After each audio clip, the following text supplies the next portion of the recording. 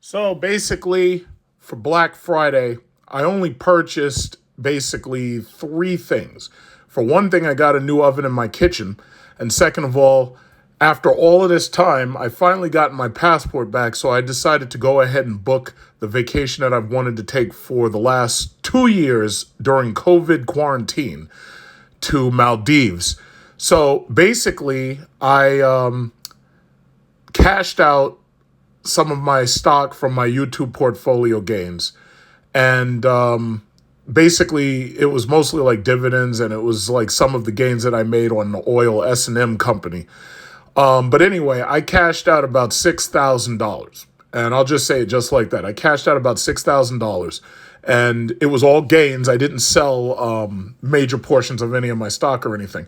But I already purchased the tickets and it's confirmed. So basically, the next travel vlog that I make, assuming that nothing comes between now and April for spring break, the next travel vlog I make is going to be my trip to Maldives.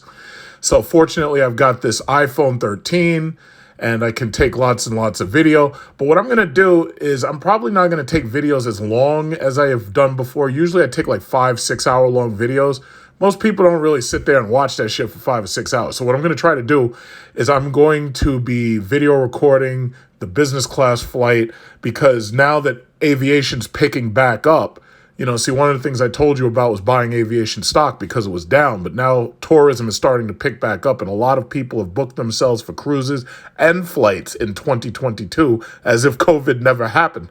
But I wanted to make a video vlog of Emirates A380 800, or I was going to end up making a video vlog of Qatar's business class, but they don't have the A380-800, they have the A350-1000.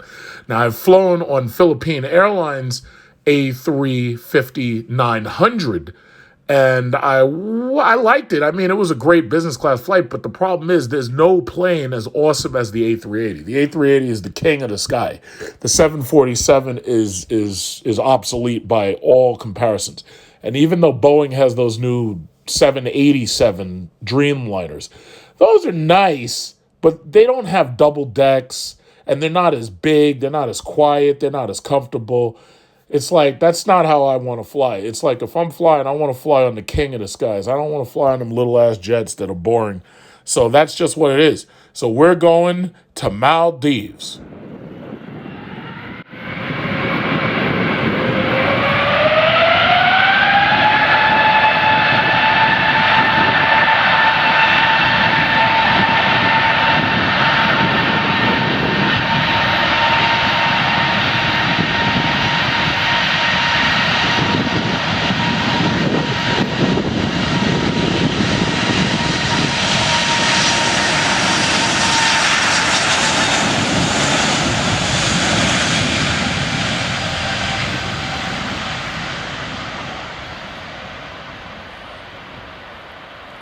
It's very difficult to express the amount of money that's been lost by all of the airlines by COVID-19 through 2019 onwards to 2020, 2021. Right now, some countries are still trying to figure out how they're going to open their borders back up to tourism because they've been absolutely ravaged. The A380-800 was already having problems before COVID simply because it's such a gigantic plane. This thing costs $35,000 per hour to run, and therefore every single passenger ends up having to spend about $1,000 a seat until you get to business class, and then you're talking about $3,000 or $4,000, possibly $5,000 per seat, extending up to first class. Now you're talking about $10,000 to $30,000 per seat, but you get crazy amounts of amenities, including like basically your own apartment. The problem with the A380 is this thing is so large and technically inefficient because of the fact that it has four engines, that what they had to do was go back to the drawing board, and they created a premium economy that's cheaper than business class but more expensive than economy, so that they could have a chance at keeping this plane cost effective and make it so they could get more people to fly.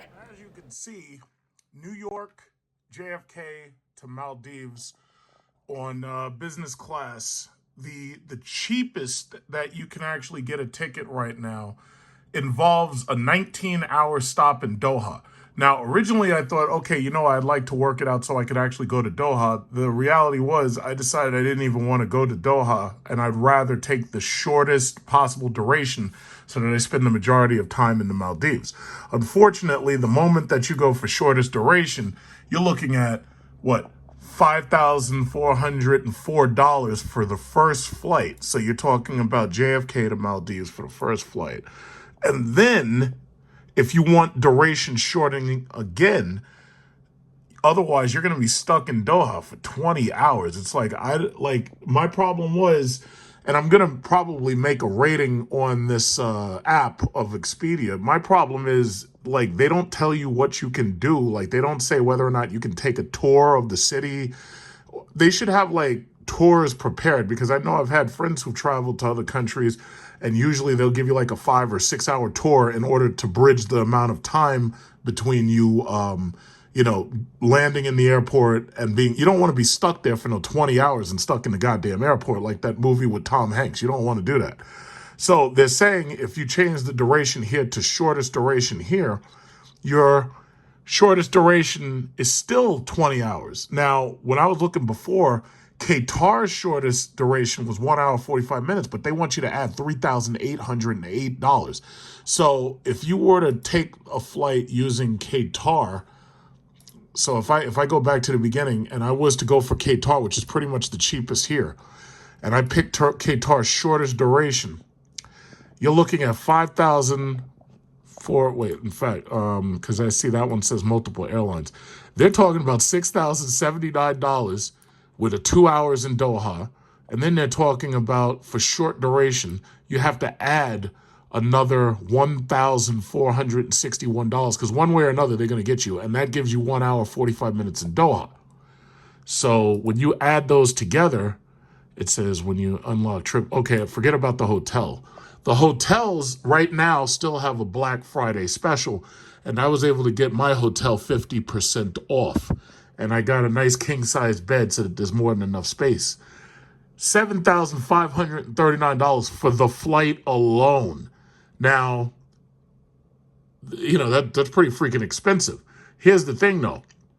If you call up cheap, what is it called? I'm going to give you the link, and you can use the link. And if you're planning on going anywhere, you really should check ASAP Tickets first, because this is $7,539. They were able to get me round trip business class on Emirates.